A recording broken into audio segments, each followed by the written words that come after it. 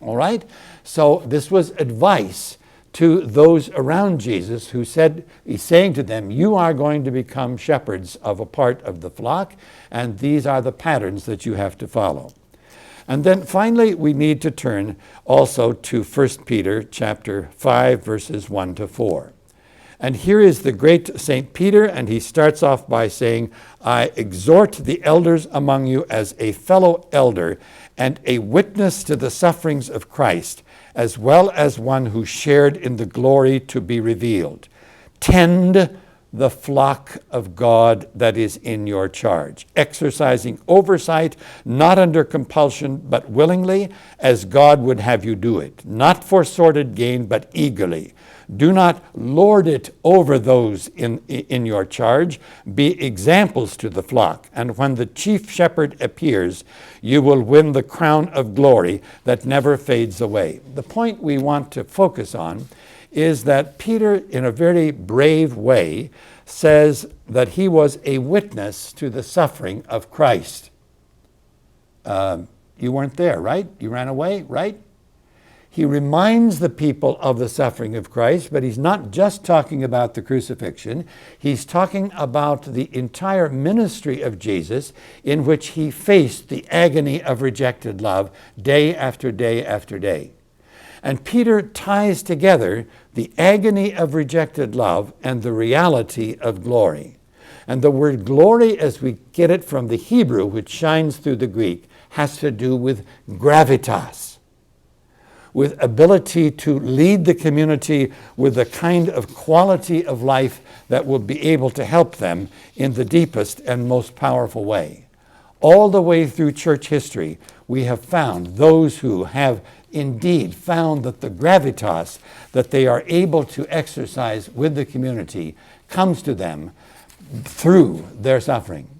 And perhaps it is only in suffering that we are able to discover the reality of that gravitas that is needed that we might be able to lead the Church of God. Our son, David, just over a year ago, died of a brain cancer.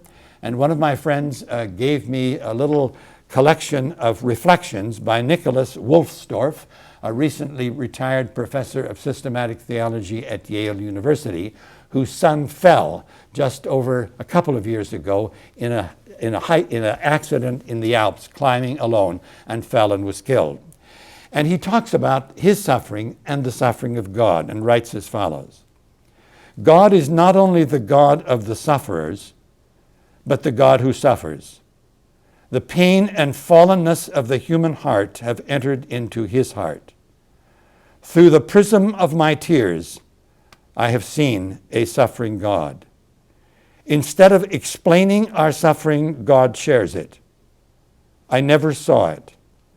But though I confess that the man of sorrows was God himself, I never saw the God of suffering.